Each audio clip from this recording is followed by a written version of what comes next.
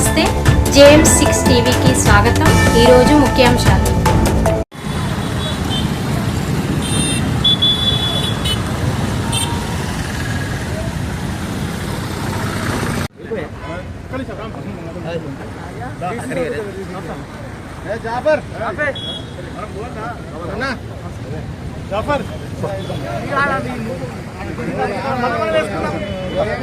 DCC office కాడ మనం కూడా వేసుకున్నాం. కొంచెం జరుగు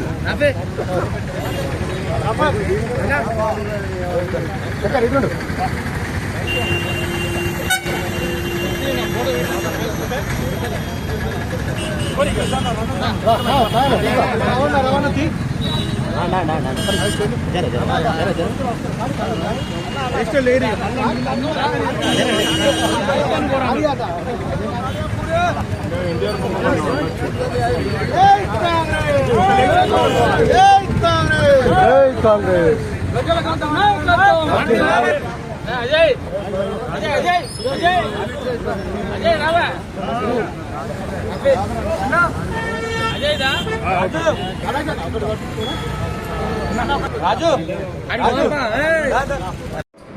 దాన్ని అగులు పుగులు పడుతున్నారు. అన్నిటి మీద విచారణ జరుగుతుంది.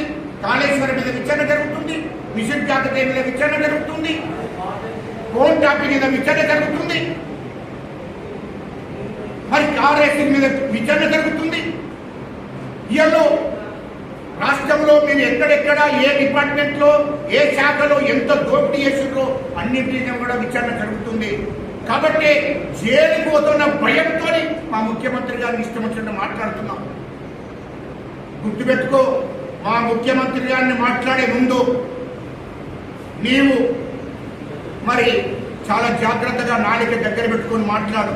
ఇష్టం వచ్చినట్టు మాట్లాడితే చెల్లుబాటు అవుతుంది అనుకుంటే మరి రాష్ట్రం నుంచి తరిమేయవలసిన అవసరం వస్తుంది.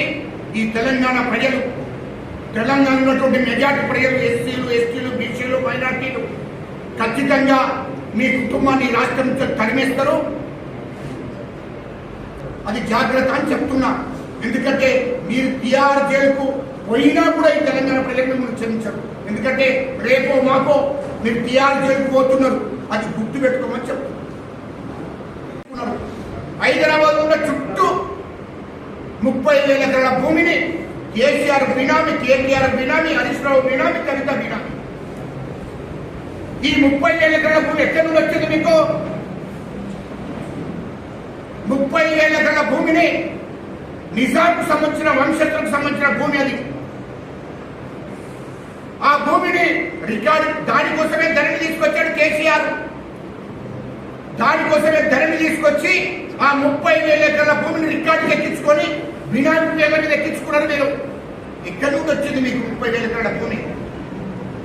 ఇవాళ కేసీఆర్ కు 600 ఎకరాలు, 60 ఎకరాల భూమి కాటించాలి. 2014 ముందు 60 ఎకరాల భూమి ఎక్కడ? ఫామ్ హౌస్ కాడ 600 ఎకరాల భూమి అక్కడ సంపాదించారు. ఎక్కడి నుండి వచ్చిందని మేము అడుగుతున్నాం. ఇవాళ కేటీఆర్ మీ ఫామ్ హౌస్ ఎక్కడి నుండి వచ్చింది? ఇవాళ హైదరాబాద్ లో 5 అంతస్తుల అండర్ గ్రౌండ్ ఇల్లు కట్టావు 500 కోట్లతో. అది ఎక్కడి నుండి వచ్చిందని మేము అడుగుతున్నాం. ఇవాళ అమెరికాలో దాదాపు 40,000 కోట్లు పెట్టుబడి పెట్టావు పెద్ద కంపెనీలో. అది ఎక్కడి నుండి వచ్చాయని అడుగుతున్నాం. దుబాయ్ లో 30,000 కోట్లు పెట్టి పెట్టుబడి పెట్టావు. ఎక్కడి నుండి వచ్చిందని అడుగుతున్నాం. లండన్ లో 25,000 కోట్లతో కంపెనీలో పెట్టుబడి పెట్టావు. ఎక్కడి నుండి వచ్చింది ఇవన్నీ? ఇదంతా తెలంగాణ ప్రజలు, తెలంగాణ రాష్ట్రం దోషణ డబ్బు కాదా అని మేము అడుగుతున్నాం. ఇన్ని దుర్మార్గ పనులు చేసి రాష్ట్రంలో ఉన్న సంపదనంతా దోసుకొని మీరు ఇతర దేశాల్లో పెట్టుకొని ఇలా మా రాహుల్ గాంధీ గారిని, నీతి నిజాయితీకి మారు పేరే మా రాహుల్ గాంధీ. ఇలా మా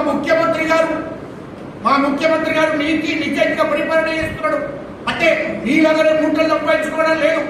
మీరు మీ అయ్యా కేసీఆర్ ఇవాళ రాష్ట్రంలో సంపదనంతా పంజాబ్లో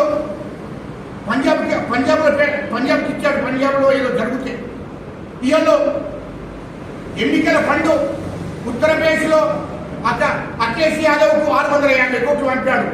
జగన్కు 2018లో పోటీ చేస్తుంటే వైఎస్ జగన్మోహన్ రెడ్డి మాజీ ముఖ్యమంత్రి గారికి ఆయనకు 400 కోట్లు పంపాడు ఇక్కడ నుండి. ఈ మూటాలన్నీ మీరు అన్ని రాష్ట్రాల్లో ఎలక్షన్లు జరిగితే అన్ని రాష్ట్రాల్లో ఉన్నటువంటి వాళ్లకు డబ్బులు పంపి రాజకీయ ప్రయోజనం పొందాలనే ఆలోచనతో కేసీఆర్ ఈ రాష్ట్ర సంపదనంతా ఇతర రాష్ట్రాల్లో ఎన్నికలు జరిగితే ఎన్నికల్లో కూడా డబ్బులు పంపించాడు. ఈ చరిత్ర మొత్తం తెలుసు, మొత్తం మీ చరిత్రను తెలంగాణ